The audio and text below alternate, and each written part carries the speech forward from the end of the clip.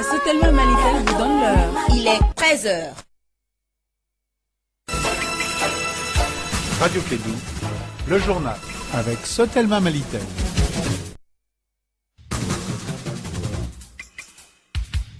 Il est également 13h dans la cité des Askia et également à Yanfoulila sur les pendules de la radio Fouta sur les 88.7. Bienvenue dans cette édition.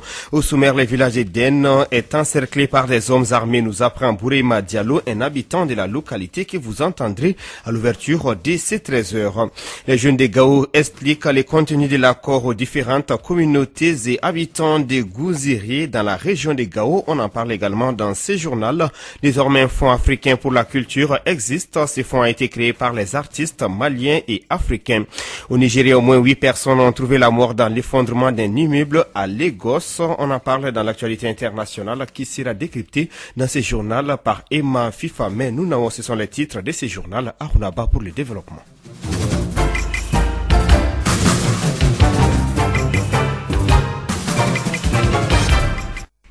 Bonjour à tous et bienvenue dans ce journal des Clés de Info. Les habitants de la commune rurale d'Eden, dans les cercles de Badjangara, disent être encerclés par des hommes armés. Personne ne peut sortir de cette localité. Cette situation date de décembre 2018. Les populations espéraient qu'avec les DDR, démobilisation, désarmement, réinsertion, qu'elles allaient sortir de cette situation, mais rien à faire jusque-là. Écoutons Bourema Diallo, un habitant de la localité. Sortir du village, on ne peut pas suivre nos bétails. Les bétails sont pris toujours. Plus de 67 que j'étais où. La dernière date est le jeudi même passé. Il y a un enfant malnutri déféré à Bandigara. La maman voulait l'envoyer. Les chasseurs l'ont descendu. L'enfant est décédé à Gounoli. Le car est parti. Le chef de village a été arrêté. Il y a eu des assassinats, des vols de bétail. Nous, on ne peut pas circuler. On ne demande pas s'il y a des autres personnes. On demande s'il y a des peuls. Donc vraiment, c'est une chose que nous ne voulons pas, ni guerre ni autrement. Mais comment vous faites aujourd'hui pour vivre? Votre village est encerclé? Les comptes qu'on avait trouvé, on a pris ça, on s'est dévoué de sa manière. C'est le seul village où on ne peut même pas faire 1 mètre de dehors du village. Vraiment, on s'est crié à l'alarme même envers toutes les autorités, vraiment de nous aider. Même s'il y a un décès, on n'est ni armé ni autre chose, mais on est encerclé par des armes. Ça, ont commencé en octobre, mais c'est aggravé en janvier. Pour le moment, j'ai dit les bêtes, les éleveurs qui devraient être en pousse. Tout le monde a enfermé leur bétail dans les maisons. Donc, si les bétails sortent aussi, ils viennent prendre. Ils s'en vont avec. Ils prennent les bétails, enlèvement des humains. Rien, sans voir là, on ne peut même pas. À l'instant, Bourema Diallo, habitant de Dinjuin par Kassim Traoré. Les jeunes de Gao initient une série de sensibilisations pour le partage du contenu de l'accord pour la paix et la réconciliation. La rencontre était initiée par la Fédération des organisations de la résistance civile. Le but de cette rencontre, tenue dans la commune de Gounziré, était de voir le niveau de compréhension des communautés locales sur le processus de réconciliation à travers l'accord de paix signé au Mali. Abdoul Baki Touré est le président de la Fédération des organisations de la résistance civile. Que les gens comprennent l'accord afin d'y prendre part, de suivre bien chaque pilier de l'accord. C'est ça notre objectif. Parce que nous pensons que non seulement les gens ignorent l'accord, les gens pensent que l'accord ne peut même pas amener la paix chez eux. Donc ça, nous le lions à la mauvaise compréhension de l'accord par les populations. Par exemple, la construction des grandes infrastructures qui est prévue dans l'accord. Tout ça, les communautés ignorent. Pourtant, ça, on ne peut pas dire que ça aussi c'est négatif. On voulait leur faire comprendre qu'il y a également des points positifs dans l'accord, mais c'est là ne peut se réaliser qu'avec la participation et le suivi des communautés eux-mêmes de l'accord. Le choix de Gouziré s'explique par quoi? Il y a quelle particularité? Pour le moment, c'est d'abord à son accès très facile, évidemment. Et effectivement, nous avons eu à faire une première édition dans la commune. Nous voulons faire le suivi de voir quel est l'état d'esprit des populations aujourd'hui encore. Donc, dans la commune rurale, c'est la deuxième fois comme ça. Quand on sortit dans d'autres communes nomades pour aller faire dans les communes nomades à Djobok, dans le Tilemsi, voyez un peu dans la commune de Chawadi, dans la commune de Soni Alibert, tout ça, c'est dans nos programmes dans les jours à venir. Notre rôle, c'est de sensibiliser et qu'il y a un climat craignant, c'est d'apaiser les esprits. Ça, c'est notre rôle surtout. Et informer les populations de continuer à donner des informations aux populations qu'ils n'ont pas compris dans leurs entourages. Et c'est tout ça notre rôle. À l'instant, Abdoul Baki Touré, le président de la Fédération des organisations de la résistance civile de la 8e région. En bref, les rapports de la liste provisoire des logements sociaux de Bamako remis au ministre de l'Habitat et de l'Urbanisme des mains du président de la commission d'attribution. Cette remise concerne une première tranche de 3743 logements. La cérémonie officielle des remises s'est tenue ce mercredi dans les locaux du département. Pour le ministre Mohamed Mustafa Sidibé, la remise des clés sera programmée à la fin des travaux de réhabilitation. L'école malienne est paralysée par la grève des enseignants et des élèves. Les parents d'élèves, surtout les femmes, sont en colère.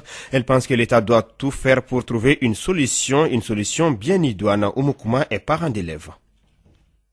En fait, c'est vraiment l'avenir du pays qui est à déplorer dans cette situation. Parce que les enfants d'aujourd'hui sont l'avenir de demain. Et une année pour un étudiant ou des enfants, ça signifie beaucoup.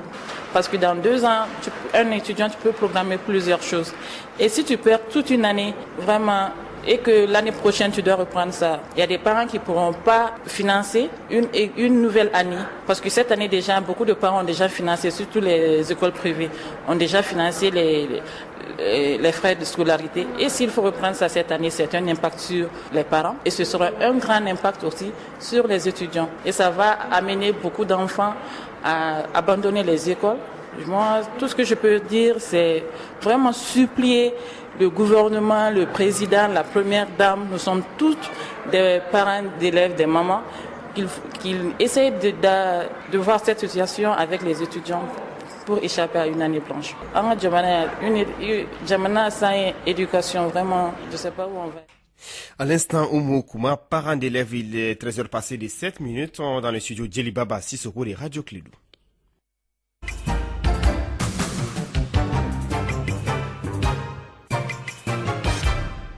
Nous recevons Emma Fifame Nounao pour l'actualité internationale. Bonjour Emma.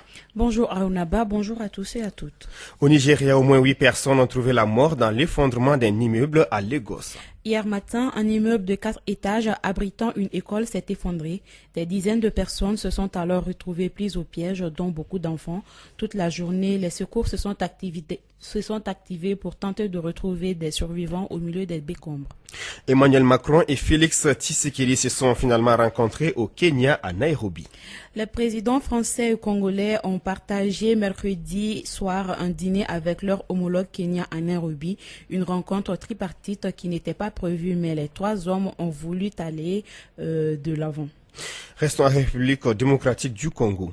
Les opposants Firmin Yakumbi et Franck Django, graciés par Félix Tshisekedi, il a signé les ordonnances visant à libérer les prisonniers politiques d'opinion. Elles ont été lues à la télévision officielle hier et commentées par le directeur de cabinet du chef de l'État. Le Premier ministre algérien fait une promesse. Le Premier ministre promet la formation d'un gouvernement d'experts où les jeunes et les femmes seront représentés. Noureddine Bedouine annonce aussi que la conférence sur la réforme de la Constitution débutera après la formation de ce gouvernement. L'État français attaqué en justice par 4 organisations non gouvernementales pour inaction sur le climat. Plusieurs ONG à l'origine de la pétition L'affaire du siècle déposent un recours contre l'État français pour manquement à son obligation d'action contre le réchauffement climatique. C'est la première procédure judiciaire sur le climat de cette ampleur. C'est le tribunal administratif qui a été saisi. Merci Emma pour ce décryptage de l'actualité internationale.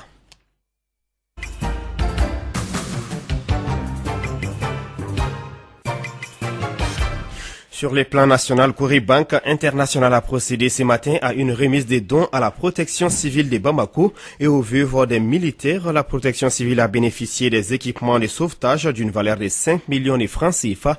Quant aux veuves des militaires maliens tués sur les champs de bataille, elles ont bénéficié des produits alimentaires tels que les riz, de l'huile, du lait d'une valeur de 3 millions de francs CFA. Les cérémonies de remise se sont tenues respectivement à la direction de la protection civile de Bamako et à la direction du service social des armées. Mariam Kouyaté, reportage. Coris Banque International n'est pas au Mali pour se faire que du bénéfice. Elle contribue également au développement du Mali. Elle vient de donner un sourire aux femmes veuves des militaires tués sur le champ de bataille en leur donnant des produits alimentaires, sachant que nous sommes à Mars, mois de la femme bien sûr. Coris Banque Internationale a aussi fait des dons à la protection civile de Bamako, sachant que leur journée a été célébrée également ce mois-ci. Madame Sidibé Aïssata Kone, directrice de Coris Banque Internationale. Cette année, c'est particulier, c'est le mois de mars, c'est le mois de la femme. C'est dans ce cadre-là que nous avons décidé d'aider les femmes veuves, les veuves des militaires, les veuves de ces militaires qui sont sacrifiés pour nous, qui sont sacrifiés pour le peuple malien. Nous avons décidé d'aider leurs veuves. Comme vous l'avez dit, on a commencé par la protection civile. Pourquoi la protection civile cette année? Le mois de mars également, le 1er mars est la journée de la protection civile. Ces hommes également qui nous sauvent tous les jours au péril de leur vie. Donc on a décidé également de les aider, de faire une contribution symbolique ce matin au niveau de la protection civile pour les aider dans le cadre de leur travail. Donc ces dons sont composés de matériaux divers. Nous avons des matériaux de bureau, nous avons des gilets de protection, nous avons des extincteurs en fait pour les pompiers. Et nous avons également des échelles, nous avons des chaises visiteurs et nous avons des chaises également de bureau. Donc c'est vraiment différents matériels pour une valeur de 5 millions de francs CFA. Les bénéficiaires de ces différentes donations ont apprécié ce geste à sa juste valeur. Donc aujourd'hui vraiment nous sommes très heureuses. Nous sommes heureuses vraiment et nous les remercions. Au nom du ministre de la Défense et des anciens combattants, du chef d'état-major général des armées, vraiment nous disons merci à Coris Banque Internationale, à la directrice générale et à tout son personnel pour cette œuvre vraiment tant significative, tant sociale à l'endroit des veuves, des militaires. Effectivement, nous venons de bénéficier tout à l'heure d'une donation de Coris Banque Internationale composée de matériel divers nécessaires et très utiles pour la protection civile. Matériel de bureau, de matériel d'intervention, toutes choses qui viendront renforcer les capacités opérationnelles de la protection civile. Cette action humanitaire est une manière pour la banque de manifester sa solidarité envers ceux qui en ont besoin partout où elle est implantée. Sans transition, parlons culture. Désormais, un fonds africain pour la culture existe. Ces fonds ont été créés par des artistes maliens et africains. Ils couvrent toutes les régions d'Afrique et enregistrés au Mali par lesquels il a été établi un accord de siège. Le fonds basé à Bamako vise à appuyer et accompagner la professionnalisation des artistes et acteurs culturels des pays africains et de la diaspora africaine. L'administrateur du fonds est le Togolais Jean-Luc Ngbati Sonia et nous vous proposons de l'écouter. Le Fonds africain pour la culture, c'est une initiative des artistes africains. L'idée est venue d'un constat simple. La culture africaine a besoin d'être financée, mais il n'y a pas de ressources. Les États africains ont d'autres priorités. À l'échelle continentale, il n'y a aucun dispositif continental ou panafricain qui puisse financer les acteurs culturels africains. Et donc, les artistes africains qui se sont réunis ont décidé eux-mêmes d'initier ce projet qui consiste à mobiliser des ressources, à mutualiser leurs ressources au sein de la corporation africaine pour financer des projets africains. Nous siégeons au Mali, plus précisément à Bamako. Aussi, les artistes maliens nous ont accordé beaucoup d'attention et se sont montrés plus ouverts, plus attentifs. Vous êtes artiste, vous voulez avoir un fonds, il faut postuler à un appel du fonds. Le fonds finance par appel à projet, finance 2 fois par an. Une première vague entre avril et mai et une deuxième vague entre octobre et novembre. Les prochains appels sont prévus pour le mois de mai prochain et seront ouverts à plusieurs disciplines. À la clôture de l'appel, nous avons enregistré pratiquement 500 candidatures à travers l'Afrique et ces 500 candidatures nous sont venues de 34 pays africains et de 8 pays de la diaspora. Nous avons retenu 12, dont 2 projets maliens. Actuellement, nous sommes en train de mettre en œuvre une stratégie de mobilisation de ressources qui va nous permettre dans les années à venir de nous stabiliser financièrement et de permettre d'assurer le financement des projets de manière rassurante. À l'instant, les Togolais Jean-Luc Ngbati Sonaï, l'administrateur du Fonds africain pour la culture. Terminons cette édition à beauté par les sports. Nous recevons Souleymane Koulibaly. Bonjour Souley. Bonjour Aruna, bonjour à tous et à tous. Rugby au Mali, les championnats nationaux à 15, saison 2018-2019 débute ce samedi. Le match d'ouverture opposera les champions en titre de la compétition, les Hippo 15 aux militaires de l'ISFAS sur le terrain de l'ex-SNJ 6 à Dikourouni Para à partir de 16h. Selon le premier vice-président de la fédération malienne de rugby, M. Abdine Maïga, toutes les dispositions ont été prises pour la bonne tenue de la compétition. Suite à la retransmission de ces matchs lors du championnat régional à Abidjan en 2018 par le chargé de la communication de la Fédération malienne de rugby, pour la première fois dans l'histoire du rugby malien, tous les matchs du championnat seront retransmis sur la radio Clédou www.info-mali.com sur canal 461 et l'ensemble de son réseau en langue nationale Bambara. C'est une innovation qui rentre dans le programme du développement de la balle ovale au Mali et cela grâce à la Fédération malienne de rugby. Déjà, la Fédération a fait le tour des différents clubs qui prendront part à la compétition afin de faire le point sur la situation des clubs participants. Selon les envoyés spéciaux de la Fédération malienne de rugby sur le terrain, il y a que de cela quelques mois, tous les clubs sont prêts physiquement et moralement pour entamer la nouvelle saison. Merci Souleymane, vous l'avez compris, suivez désormais tous les matchs du championnat de rugby sur Radio Clédou 101.d à Bamako et environ sur www.info-mali.com, sur Canal Plus 461 et l'ensemble du réseau Clédou en langue nationale Bambara. C'est tout pour ces 13h. Grand merci à l'ensemble de la rédaction de Clédou Info et à vous, chers auditeurs, pour votre fidélité. Présentation à Runaba avec la complicité technique de Abou Mourlaï Touré. Juste après ce journal, votre chronique électe.